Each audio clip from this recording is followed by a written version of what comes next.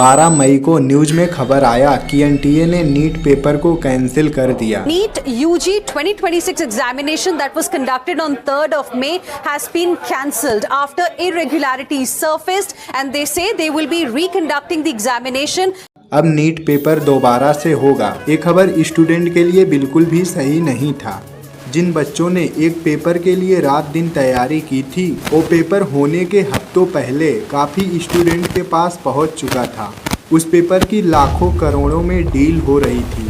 दरअसल paper leak मामले का सबसे पहला खुलासा शशिकांत सुथार ने किया, जो कि एक टीचर है। 3 मई की शाम जब नीट का पेपर हो चुका था, तब शशिकांत सुथार के किसी पहचान वाले ने एक पीडीएफ दिखाया, जिसमें नीट में आए हुए बायोलॉजी के 45 क्वेश्चन, फिजिक्स के 45 क्वेश्चन, केमिस्ट्री के 45 क्वेश्चन हूबहू मैच हो रहे थे।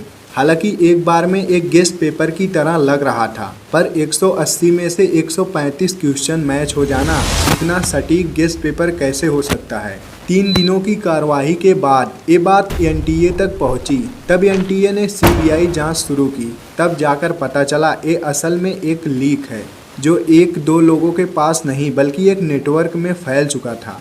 अब ये सब कैसे हुआ, आइए पूरे मामले को डिटेल में समझते हैं। हेलो नमस्कार, मेरा नाम है सूरज और आप देख रहे हैं फैक्टिम चैनल।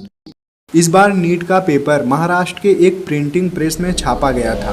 पेपर लीक मामला यहीं से हुआ। हालांकि ये कोई मामूली तरीके से छापा गया पेपर नहीं है, ये नीट पेपर है। मेडिकल फील्ड में एडमिशन पाने का एकमात्र इकलौता एग्जाम, जिसे देने के बाद आपके नाम के आगे डॉक्टर का टैग लग जाता है। इस पेपर को जिस भी प्रिंटिंग प्रेस में छापा जाता है, वहाँ के हर एक कमरों में कैमरा लगा होता है। वहाँ ना ही कोई फ़ोन ले जा सकता है और ना ही किसी प्रकार का कोई गैजेट। फुल सिक्योरिटी लॉकर में इसे रखा जाता है। पेपर के दिन जिस गाड़ी से पेपर ले जाया जाता है, उस गाड़ी का लाइव लोकेशन और कैमरे से निगरानी रखी जाती है। इतनी टॉप सिक्योरिटी के बाद पेपर कैसे लीक हो सकता है?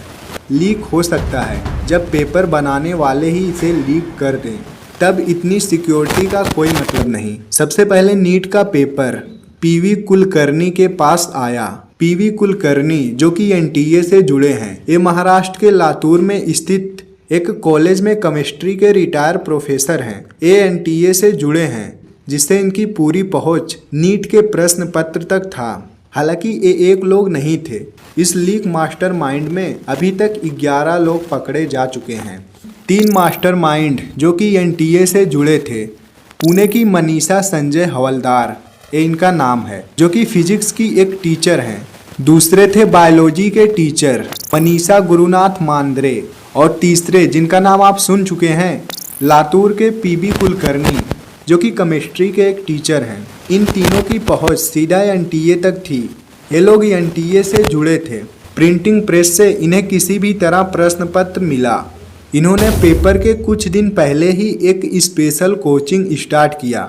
मनीषा संजय ने मनीषा मांद्रे को फिजिक्स का पेपर भेजा। मनीषा गुरुनाथ मांद्रे जो कि पुणे में बॉटनी के टीचर हैं, जिसमें बायोलॉजी, फिजिक्स, केमिस्ट्री के 45 क्वेश्चन बता रहे थे, जो कि नीट में आने वाले थे। इस कोचिंग में जितने भी बच्चे थे, वो कोई आम बच्चे नहीं थे, सिर्फ पैसे वाले। इधर लातूर में PB Kulkarni RCC coaching institute में नीट में आने वाले क्वेश्चन को बता रहे थे। ये बात जब नासिक के एक BAMS के छात्र शुभम खैरनार को पता चला, तो शुभम ने 10 लाख में एक क्वेश्चन पेपर खरीद लिया। शुभम खैरनार ने इसकी एक सॉफ्ट कॉपी बनाई, जो कि बिल्कुल गेस्ट पेपर की तरह था। शुभम ने इसे हरियाणा के गुड़गांव में रहने वाले यश यादव को 15 लाख में बेचा। यश यादव ने इस पेपर को राजस्थान में रहने वाले दिनेश बिवाल को 10 लाख में बेचा और राजस्थान के छोटे छोटे कोचिंग में भी फैला दिया।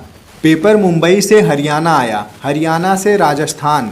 हालांकि कितने लोग और थे, उनका कुछ सबूत ही नहीं मिल पा रहा था। जैसे कि मनीषा बागमारे, जो कि पुणे की हैं, इनके खाते में 10 लाख ट्रांसफर हुआ है। ये भी पेपर लीक मामले से जुड़ी हुई हैं।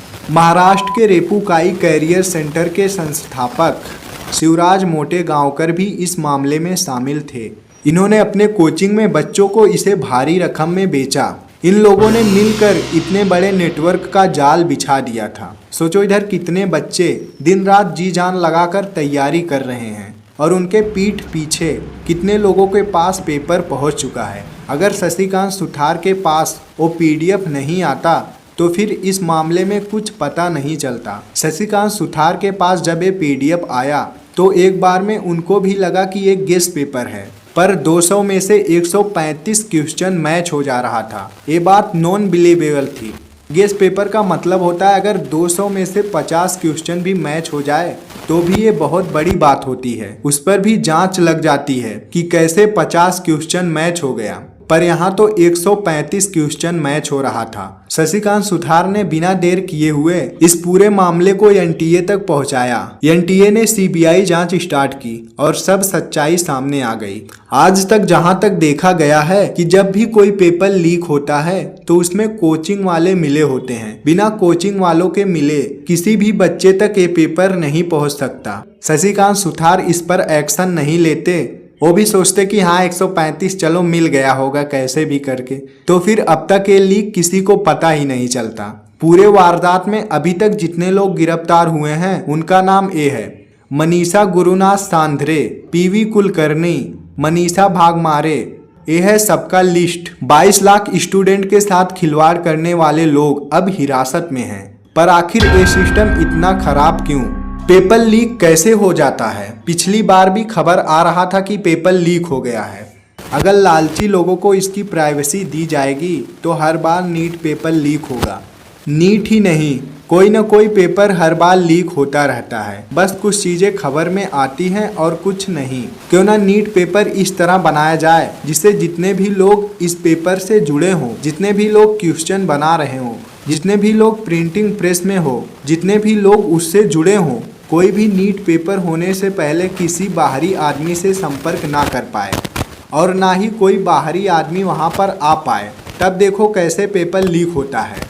और पेपर को स्मार्ट टाइमर लॉकर में रखा जाए ताकि जब पेपर का टाइम हो तभी वो लॉक खुल सके। ऐसे में लीक होने की कोई संभावना नहीं रहेगी। पर ये सिस्टम ऐसा है कि वहां पर कोचिंग चला रहे लोग पहुंच जा रहे हैं जहां पर पेपर छप रहा है। ऐसे में लीक होना तो निश्चित है। एक बार पेपर देने के बाद पेपर लीक हो जाए फिर दोबारा से पेपर देना पड़े, ये कितना खराब है। ये सिर्फ मेहनत करने वाले बच्चे ही जान सकते हैं। सोचो पूरे साल एक पेपर के लिए तैयारी करने के बाद जब आप पेपर दे के आते हैं तो पता चलता है पेपर लीक हो गया। अब 1.5 महीने बाद फिर से पेपर होगा। अब किस तरह एक लड़का पूरे साल तैयारी किया है और पेपर होने के बाद रेस्ट करने का सोच रहा है। नीट का पेपर होता है तो 2 महीने का ही टाइम रहता है स्टूडेंट के पास रेस्ट करने का, उसके बाद उनका एडमिशन स्टार्ट हो जाता है। लेकिन इधर पेपर लीक ने स्टूडेंट का हालत ही खराब कर दिया। हालांकि अब एनटीए कह रही है कि हम सभी बच्चे का पैसा वापस कर देंगे, बिना पैसे का एग्जाम होगा। पर क्या इस मेहनत के आगे पैसा मायने रखता है? एनटीए को इस सिस्टम को सुधारना चाहिए।